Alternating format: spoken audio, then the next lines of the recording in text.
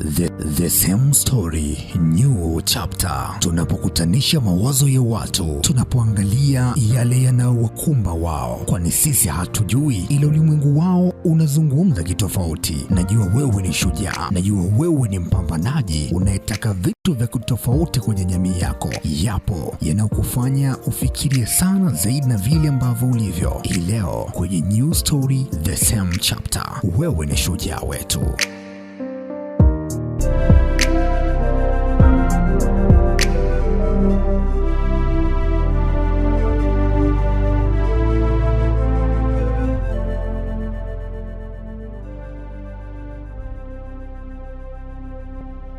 Tukiwa tunaendelea kusonga mbele, najua tutakuwa tunasubiri kwa hamu sana tufahamu nini ambacho kinatokea kwa Jennifer.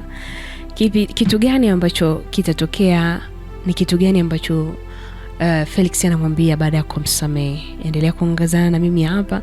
Mimi ni Madam T, unasikiliza 98.7 Banana FM. Tuendelea tulipoishia jana, ambapo Jennifer amefumaniwa na mpenzi na mchumba wake Felix. Kamfumania lakini kamsamehe. Tony amepelekwa gerezani, kapelekwa polisi kwa kosa la ujambazi, na amesemekana kwamba pale pia alikuwa ameenda kwa ajili ya kuiba, amekamatwa. Itakuwaje? Atatoka? Na Tony pia amempa namba za mwanasheria Jane, akimwambia kwamba yeye ndo anaweza kaamua aendelee kufungwa maisha, akafungwa kweli, akahukumiwe akafungwe, au akatoke ushahidi au chochote kile, ushahidi wote utakaotoa Jane basi ndio utakaosaidia jeshi la polisi. Jane anasema sikuamini ile ambacho Tony ameniza kunikaa. Felix aliniambia. Jane anasema Felix alinisamehe kabisa na kuniambia kwamba ndoa yetu iko pale pale, na akaniambia kwamba kilichotokea kiishia hapa, kuna mtu yeyote kujua, lakini akaniambia anataka kitu kimoja tu kutoka kwangu. Nikamuuliza ni kitu gani, nikiwa na hofu, nikiwaza ni kitu gani hichi jamani Tony Felix ananiomba mimi. Akaniambia utakapoitwa mahakamani, toa ushahidi kuhusu huyu mhalifu aliyemkuta hapa ndani, na umwambie ndio mmiliki wa ile cheni ambayo ilikuwa ni miongoni mwa wavamizi waliovamia nyumbani kwenu, na atatakiwa kufungwa. Kwa hiyo unatakiwa utoe ushahidi ulioeleweka, ushahidi ulionyooka. Jennifer anasema nilimwangalia Felix usoni. Anasema nilivyomwangalia niliona kabisa hasira, chuki, kisasi vilikuwa wazi kabisa kwenye uso wake. Jennifer anasema kwa wakati ule, kwa ile situation nilikuwa nayo, sikuwa na uamuzi, yani sikuwa na muda wa kufanya uamuzi, na sikuwa na jinsi nyingine yoyote zaidi ya kukubali. Jennifer anasema niliitika kwa kichwa kuashiria kwamba nimekubali. Akaniambia itika kwa mdomo, nazungumza na wewe, sizungumzi na bubu. Jennifer anasema niliitika, nikamwambia ndio nimekuelewa. Akaniambia vizuri. Anasema akaniambia kwamba nivae nguo na tunaondoka, tunaenda nyumbani. Nikamwambia nyumbani? Jennifer akaniambia na ndio tunaenda nyumbani. Nikamwambia lakini nini? Tunaondoka. Jennifer anasema nifanyaje? Nikavaa nguo, nikaondoka, nikapanda kwenye gari, tunaenda nyumbani. Jennifer anasema alianza kuwasha gari, lakini asema amewasha gari, tunataka kutoka, akasimama. Akaniambia kwamba jitahidi sana uwe sawa, mimi niko sawa sana, ni vile tu yani haiwezi kuepeka kwamba nimekereka, lakini bado nakupenda, bado ninataka kufunga ndoa na wewe. Kwa hiyo usijisikie vibaya, usijikae wa tofauti sana juu yangu, tuishi kama tulivyokuwa tunaishi siku nyingine zote hata tutakapofika nyumbani. Jina anasema kiukweli Felix alijitahidi kunifanya mimi nijisikie kawaida, na hata tulipoanza safari akawa ananiuliza maswali, akawa ananiuliza kuhusiana na maandalizi ya send off, lakini Jennifer anasema sikuwa na amani kabisa. Nilitamani labda angenipiga, angeniambia maneno makali, angenifokea, angenisusia hata siku 2-3, angefanya chochote kile nene, angesema hata labda zungumzie na mtu, aniseme nyumbani, afanyaje, labda hilo lingeweza kupunguza ile hofu ambayo ilikuwa ndani yangu. yani lingekuwa rahisi kuliko huruma na ukimya ambao ulikuwa ndani ya Felix. Nikashindwa kuelewa Felix ana nia gani na mimi. Ni kweli anaweza kama amenisamee tu hivi hivi. Jennifer anasema tulienda nyumbani na tulikuwa tunaenda nyumbani kwao. Sio tulikuwa tunaenda nyumbani kwetu, ni nyumbani kwao. Anasema tulifika nyumbani na nimeshuka kwenye gari, kabla sijaingia ndani akanishika mkono. Akaniambia kwamba leo tunakuja nyumbani, usioneshe sura yoyote ya kitofauti pale nyumbani. Kwa hiyo jitahidi sana uonekane uko sawa. Jennifer anasema nilikubali, nikamuitika kwa kichwa. Jennifer anasema kutoka hapo mpaka kwenye ndoa yangu na Felix tuna kama mwezi mmoja tu, ili mwezi mmoja kama na nusu tuko tubakiza ili ndoa iende kwenda kufungwa. Jennifer anasema nikaingia ndani binti mimi. Niingia ndani, nimesalimia wazazi na nini. Na ni Felix anasema, Jennifer anasema Felix alinifikisha pale kwa wazazi wake, akaambia kwamba amenileta kwa ajili ya Sonia. Jennifer anasema hakuwa ameniambia hicho kitu. Hakuwa ameniambia mimi, kuniambia kwamba nyumbani tunaenda kwa sababu gani, na sikutaka kuuliza. Kwa hiyo akasema tu kwamba amenileta kwa sababu ya Sonia, na akaambia mama kwamba Jennifer ni mtu ambaye anamuelewa sana Sonia, anamjua vizuri sana, kwa hiyo ndo anaweza kumsaidia zaidi, ndio maana nimemleta hapa nyumbani. Jennifer anasema sio kweli, kanileta kwa sababu zake, ndio maana kanirudisha mimi nyumbani kwa sababu zake binafsi, wala sio kwa sababu ya Sonia. Lakini nifanye nini? Kakubaliana na hiyo hali. Jennifer anasema nilikaa pale kama wiki na nusu, nikawa na nini, ninachoka, nina stress kuliko hata Sonia. Yani nikawa siweza kumfariji kwa chochote. Mimi mwenyewe nahitaji faraja, lakini sijui nitamwambia nini ili anifariji. Jennifer anasema mpaka nikadhoofika, yani nikaonekana kama sina nuru. Jennifer anasema kweli nilikuwa na stress kupitiliza.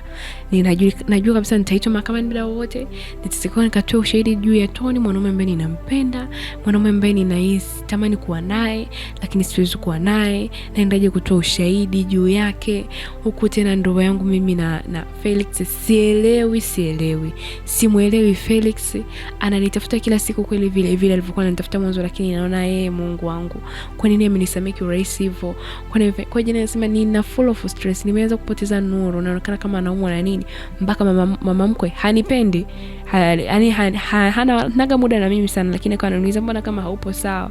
Nikajitahidi kumwambia tu niko sawa na nini na nini. Jennifer anasema siku moja nikamwomba Felix, nikamwambia naomba nipeleke tu nyumbani kwetu yani nikakaa at least hata siku mbili, nataka kwenda nyumbani kwetu, sijihisi kama nina amani, niko hapa ni sisikii amani, naomba nipeleke nyumbani kwetu. Jennifer anasema wala Felix hakubishana na mimi, kweli nimeshaka pale kama wiki moja na nusu, akanipeleka nyumbani kwetu. Sikutaka hata kuuliza chuo itakuwaje, yani sikutaka kujua chochote, na kwa sababu najua kama Sonia tu yuko huko na mimi niko huko, yani wote tunawacho tuko nyumbani, itajulikana mbele ya safari. Jennifer anasema nikaenda nyumbani. Nimeenda nyumbani mpaka mamangu alinishangaa. Akaniambia unaumwa? Una nini? Uko sawa? Nikamwambia tu mama niko sawa. Jennifer anasema yani nilikuwa ninajitahidi kujiweka kama niko sawa, lakini siko sawa. Anasema nilipofika pale akasalimiana mamangu, akaniacha hivyo akaondoka. Anasema mama alinisindikiza hadi chumbani, akaendelea kuniuliza Jeni, uko sawa kweli? Nikamwambia ndio mama, niko sawa. Jeni anasema nimechoka, nimepungua na kupungua, nimekonda kwenye ule mdani, nimeshakonda na kukonda. Nimechoka, ninaonekana sura haina nuru. Akaniambia mbona kama haupo sawa? Nikamwambia mna shida. Nikamwambia mama mbona kama ndugu wamekuja mapema sana? Kwa hiyo Jennifer anasema nilipofika pale kuna ndugu watoto wa mjomba wangu, yani kuna baadhi ya ndugu tayari walikuwepo. Nikamwambia mbona wamekuja mapema sana? Akaniambia ndio, ni vizuri ili unisaidie kuanza maandalizi, na kesho kuna baadhi ya ndugu baba yako ambao pia watakuja. Nikamwambia mama ni mapema, bado kama mwezi, na wao mnafanya vitu mapema sana. Akaniambia hii send off ni kubwa kuliko unavyozania. Yani Felix anataka iwe babu kubwa, yani kama angeweza kuisimamisha dunia kwa sababu ya send off yenu basi angefanya hivyo. Nikamwambia tu mama, mimi ngoja nipumzike, nataka kupumzika, tafadhali nataka nikae peke yangu, nahitaji kupumzika. Akaniambia sawa mwa, alipumzika. Ukihitaji chochote niambie. Jennifer anasema nilishangaa pale nyumbani nimepikiliwa kama mfalme. Yaani mazingira yamebadilika na nini, kumbe Felix wanasema na wazazi na nini. Kwa hiyo mipango ya send off ni mikubwa kuliko tunavyodhania mimi. Jennifer anasema niliingia chumbani nikajifunika, yani nikapata muda sasa wa kulia. Jennifer anasema nililia mno. Nalia nini? Yaani Jennifer anasema hata sijui nieleze nalia na lipi. Nawaza hivi kwa ile Felix amenisamehe hivi kiurahisi. Felix ni mwanaume wa design gani? Yaani sidhani, sijui. Nikiwaza Tony amepelekwa polisi na mimi natakiwa niende nikatoa ushahidi dhidi yake, nazidi kuchoka. Jennifer anasema nalia kama mtoto mdogo. Nipo pale ndani nalia, siwezi kulia kwa sauti kubwa. Natamani nilie nitoe sauti, at least uchungu utaondoka ndani mwangu, lakini nalia nikitoa sauti nitasema nalia nini? Jennifer anasema nimejifungia chumbani. Nalia. Anasema nilijua ni Felix ni mwanaume ambaye angechukua labda ushahidi akafichua hadharani na ndoa yetu labda ingefia hapo hapo, lakini sasa nimepata Felix kweli ni mwanaume wa kitofauti kiasi hichi. Kanasema kweli nipewe nini tena? Mungu anipe nini tena mimi? Felix anafanya yote haya kwa ajili yangu. Hajataka hata mtu yoyote ajue chochote kile kilichotokea, ili tu ndoa yetu baki pale pale na nisichafuliwe jina langu. Lakini mimi nimemsaliti na bado pia Jennifer anasema na bado nashindwa kumtoa Tony kichwani kwangu. Nashindwa kuanza kumfikiria. Jana anasema nilikuwa nalia sana. Nikiangalia nyumbani maandalizi yashaanza kufanyika kwa send off. Furaha yote ya awali nilikuwa nayo imepotea. Yaani si furahi chochote. Hapo ndo nilipoanza kuona kwamba mimi sikumpenda Felix kwa sababu ya mapenzi. Nilimpenda kwa sababu ni mwanaume ambaye alikuwa anafanya kila kitu kwa ajili yangu. Yeye alikuwa ananifanyia kila kitu kwa sababu ana pesa, ana uwezo wa kunipa kila kitu ambacho ninachokitaka, ananihudumia kwa wakati na kila kitu. Lakini Jennifer anasema nikasema mimi nisijipotezee bahati niliyoipata. Jennifer anasema nikapiga moyo konde, nikasema siwezi kurudi nyuma. Nitasonga mbele, nitaolewa na Felix na maisha yataendelea. Maisha yatakuwa vizuri kabisa. Jennifer anasema usiku tulijumuika na familia kupata chakula. Baada ya sema tulikula chakula tu vizuri, na baada ya kula sema babangu aliniita. Mimi asema babangu ananipenda sana. Yaani ananipenda mpaka najua. Na anasema nilikuwa nimekaa pale mimi na babangu na mamangu.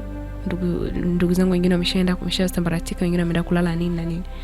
Yeye anasema babangu akananiambia siamini kama utaondoka nyumbani mapema hivi. Sikutegemea kama utakuja kuondoka nyumbani mapema kiasi hichi tena kwa kuolewa hivyo na send off na nini. Nikamwambia tu jamani baba. Sema babangu aligundua kwamba sina furaha. Yaani vile nilivyokuwa najibu, nikamwambia jamani baba bana, amna, ni wakati tu wa Mungu. Jana anasema lakini ninavyoongea naonekana mimi sina furaha. Jennifer anasema babangu alibadili mada, akaniuliza kuna jambo lolote hujaniambia Jennifer? Nikamwambia hapana baba, kila kitu kipo sawa, ninasikia tu uchovu. Anasema wakati ule babangu akaniambia alafu Felix aliniambia kuhusu wale majambazi. Jennifer anasema nilishtuka. Nikamwambia majambazi? Akaniambia akasema ameniambia kwamba mlivyokuwa mjini ulimuona mmoja wao na uliweza kumtambua. Yeye anasema sikujibu chochote, nikanyamaza. Akaniambia nadhani muda wote utahitajika kituo cha polisi kwa ajili ya kwenda kutoa ushahidi kama ni kweli yule ambao ulimuona nilikuwa ni mmoja wao wa watu waliovamia nyumbani kwetu ile siku ya siku ambayo unachumbiwa, unavyoishopetea uchumba. Jana nasema nilimwangalia babangu, nilikuwa yaani nazidi tu kumwangalia babangu. Sielewi, simjibu chochote, sifanyaje. Jana nasema babangu mimi ni mtu mzima, akaniambia tu najua upende ile mazingira, lakini nakutegemea sana ili uweze kutoa ushahidi. Jennifer anasema nilijua wazi kwamba babangu alihisi kwa sababu ya ile matukio yaliyotokea kipindi kile, dadangu alibakwa, walinitaka kunibaka na mimi, labda ndo akajua ninavyo kichwani nahisi labda yani navuta kumbukumbu ile siku. Kumbe mimi namfikiria jamani Felix Tony wangu ninatakiwa nikamtolee ushahidi afungwe. Jana nasema nilimwambia tu sawa baba. Jennifer anasema muda ule nilitoka nikaingia chumbani nikiwa mnyonge sana. Mawazo yakazidi kunisonga. Yaani ndo kabisa muda umekaribia. Jennifer anasema nalia. Anasema mamangu alinifuata. akawa anagonga mlango. Na Jennifer anasema nilikuwa nalia hadi kwikwi. Yaani nasikika nalia mpaka nasikika nje nalia. Sema mamangu akawa anagonga mlango. Nikamfungulia. Akaniambia, Jeni, najua uko sawa. Toka umekuja hapa. Wewe bado ni mwanangu. Hata ingekuwa vipi. Hata ukienda kuwa mke wa mtu tayari. Wewe ni mwanangu. Wewe ndo mwanangu. Na kujua vizuri sana. Hauko sawa. Una shida gani? Anasema mamangu akaniambia anavyoongea na mimi nazidi tu kulia. Yaani nazidi tu kulia. Akaniambia dada yako ambaye sasa hivi amuelewani sana ndio ambao ulikuwa ukimueleza kila kitu, nafahamu hilo. Lakini leo dada yako hayupo, niambie mimi, wala sitakuhukumu. Nitakuelewa, nitajitahidi kuelewa kile ambacho unakipitia. Zungumza na mimi. Jana anasema mamangu alivyokuwa anaongea na mimi vile nilizidi kulia, nilizidi kusikia uchungu. Nililia sana. Jana anasema mamangu alinibembeleza kisubiri uchungu uishe ili niweze kumueleza. Anasema nililia mno, nikaendelea kulia na kulia. Anasema sikuwa na mtu yoyote wa kuzungumza naye, na niliona huenda nikizungumza na mtu nitapata aweni, nitapata nafuu ya moyo wangu, kwa sababu nimechoka vile, ninalia vile kwa sababu sina mtu wa kumueleza. Anasema nimwambie mamangu kwamba nimefumaniwa. Anasema kitendo cha mamangu kumwambia nimefumaniwa, niliona kabisa vile alivyoshtuka, lakini hakutaka kuendelea kwenye hukumu kwa sababu aliniahidi kwamba nimwambie na hatonihukumu. Jennifer anasema mamangu alipata kigugumizi cha kuniuliza ilikuwaje. Jennifer anasema mamangu akaniuliza, Jeni, umefanyaje? Jennifer anasema nililia. Nikamueleza kila kitu mamangu. Nikamwambia mama, mimi sijui nifanyaje. Sijui kipi ambacho nitafanya. Sijui nifanyaje. Nataka nikatoe ushahidi. Yaani sielewi kitu cha kufanya. Jennifer anasema mamangu namuona kabisa uso wake unatamani kunikarapia, unatamani kunipiga, unatamani kunifanya chochote. Yaani uso wake unaonesha. Lakini anajitahidi asije akanifanya nikafanya maamuzi magumu. Akawa ananiambia tutulia. Wewe tulia. Kama Felix ameamua kukusamehe na hajataka ili jambo lifike popote pale, tulia. Alafu jifikirie mwenyewe, fikiria upya. Fikiria zaidi na zaidi. Ili usije ukajiumiza wewe au kumuumiza tena mtu mwingine. Jipe muda, usipende kulia sana. Nikamwambia mama sina namna. Nikikataa kwenda kutoa ushahidi, Felix atagairi ndoa, atagairi kunioa mimi. Lakini akaniambia, wewe unataka kuolewa na Felix kwa sababu unampenda au unataka nini? Kati ya huyo Felix na huyo mwalifu ule niambia kwamba huyo ulifumania naye ndio unampenda. Jennifer anasema nikanyamaza. Nikakaa kimya. Sina cha kujibu. Najibu nini? Natoa nini? Jennifer anasema mamangu akaniacha akaondoka. Na alivyoondoka, anasema nilia nadhani mpaka usingizi ukanipitia. Usingizi ukapita na mimi. Jennifer anasema nikaambiwa kwamba natakiwa kwenda kutoa ushahidi mahakamani. Nikiitwa nizungumze kila kitu. Nikamfunge mwanaume ambaye ninampenda. Itakuwaje? Kipi ambacho kitafanyika? Nini ambacho kitatokea kati ya Jennifer na Tony, kati ya Jennifer na Felix? Ndoa ipo? Hilo ni swali kubwa na ndo dhumuni kubwa haswa la hii simulizi ya Jeni. Ndo chanzo kikubwa la hii simulizi ya Jeni. Nini kitatokea? Itakuwaje? Kuna nini itatokea hapo katikati? Basi utafahamu. Mimi naitwa Madam T. Endelea kusikiliza 98.7 Badan FM. Nikutakie weekend njema.